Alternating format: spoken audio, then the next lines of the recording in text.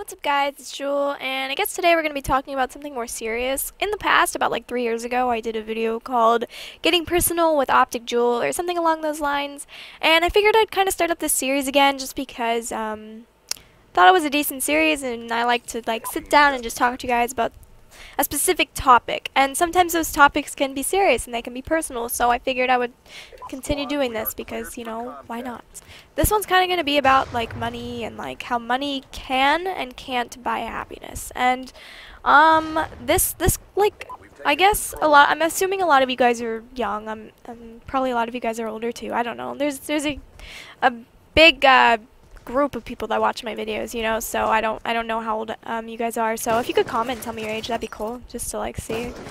So a lot of people have like the idea in their head that money can straight up buy happiness, and then a lot of people think, yeah, no, it can't. You know, you could still be really sad and really unhappy even if you do have a lot of money. And I have a perfect example, and these two people were my friends, and I don't speak to them anymore, just as like a lot of, you know, you grow up and you know, move away from people and stuff. But these two people in specific, I knew them, well, I knew one of the girls for all my life, and they were sisters, and, well, not all my life, well, since I was little, and she was a nice girl. She was really nice, and I remember we were in, like, I think kindergarten or something, and she said she was really sad about something, and I was like, well, what's wrong? And she was like, you know, my parents got divorced, and at that time, I think, I can't remember if my parents were divorced or still together. If you didn't already know, my parents are divorced. But if they weren't together, or if they were, I think they weren't. And since they weren't, I don't know if this was just me. A lot of you guys probably, you know, might not be able to relate. I don't know. One person probably can relate. I, as a child, and for my entire life, my parents have been divorced. And, well, ever since I was like 5 years old. And personally, as a kid, I wanted them divorced. I knew that they didn't belong together. I wasn't sad when they got divorced. I was not upset. And I guess it's because, you know, I would see the way they acted, and I knew they didn't love each other, you know. I knew that they just weren't meant to be for one another.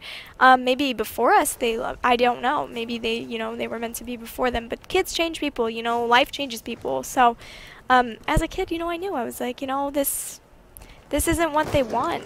I knew, and that's why I never gave my parents a hard time about them getting divorced. I never felt down about it. It was the way it was. I accepted it. And when she said to me, my parents are divorced, and she was really upset, I couldn't relate. I couldn't understand. I just didn't know, like, I don't know. And when I was little, my parents, when they were together, they were doing really well financially.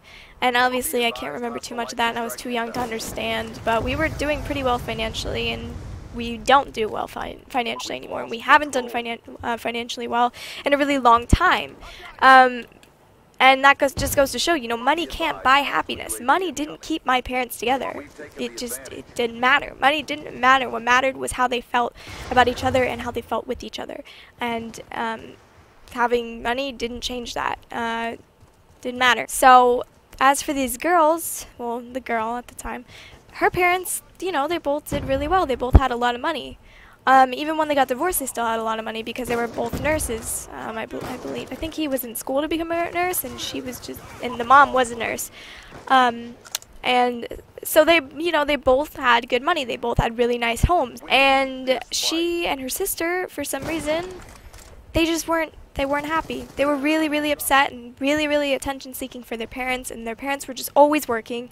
And I'm not saying this is a bad thing, because it's not. We're always working, so what they would do is they would just give the kids money and be like, here, just take this and go do what you want. And, you know, and this is like, I think we were around like 12, and her sister was like 14. So we were still really young. I mean, at the time you think, oh, I'm old enough to do whatever I want, but you're really not. You're still a child, and you still need and want your, Jesus, this connection, need and want your parents' attention and affection. You know, they didn't really get it from their parents because the dad was always, you know, trying to better his future for the kids. He wanted to become a nurse because are these fuckers boosting or something?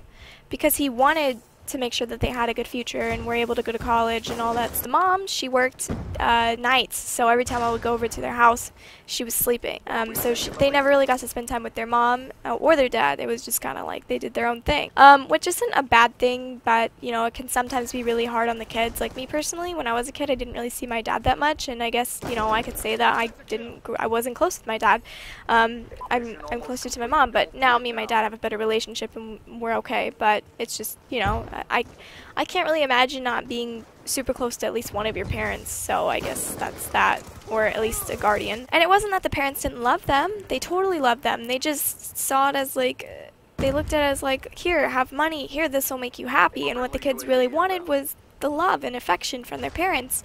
And, you know, and as time went by, these girls, I'm not kidding, I was really close friends with them. Well, close friends with one of them, and the older sister, I swear, she always manipulated the younger sister to just be an evil, manipulative witch, okay?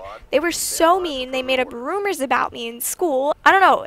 I guess, like, when you don't get the love and affection you want, then you just, you know, you're an evil person sometimes. Who knows? After time went on, because this was in 5th grade, after time went on, we lived really close to each other, not in the same neighborhood, but our neighborhoods were right next to each other, and her and I became really close, the girl that was my age. We became really close and really good friends, and, you know, things were normal and everything. I knew her really well, but I did notice certain things. Like I noticed, you know, every time she would come home, her parents weren't there or whatever. Her mom was always sleeping, and not that I cared because my house isn't perfect. My life isn't perfect. I never once judged her. I'm not a judgy person.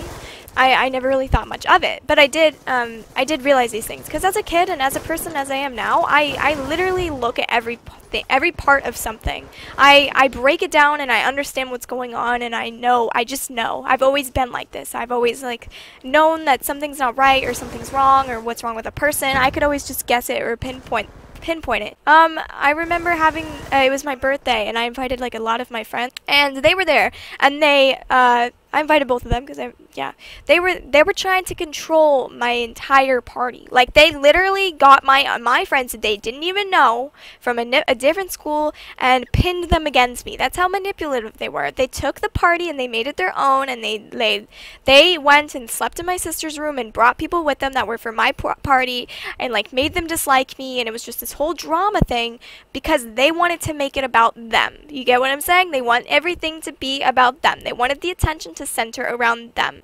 Are you seeing a pattern here? They needed the attention because they didn't get it. And what I'm saying is money doesn't buy happiness, because these girls weren't happy. And I don't have a lot of money, but I'm happy. I'm content. I've been happy throughout my whole life. People would make comments to me, like my own friends who had like good lives and they had a lot of money and stuff. They would make comments like, "What'd you eat for dinner tonight? Ramen noodles?" And I would just be like, "Really?" Like it would hurt me. But at the end of the day, I knew I was happy. I knew that, like, even if I am eating ramen noodles for dinner, like, at least I have a good fucking personality, and I don't judge people for what they eat or what they do. But I'm just telling you guys, like, my opinion on it and how I see it and how I view it, that, you know, money isn't everything and money won't be everything. Sure, money can buy happiness, but not always. And let me tell you what these girls are like now. They're completely MIA. No one really even knows what happened to them. I've heard one thing, and that's from my friend, and he told me that the last time he was with her, he was giving her a ride somewhere, and she was like, "Hey, stop here." And she was stopping to buy Coke.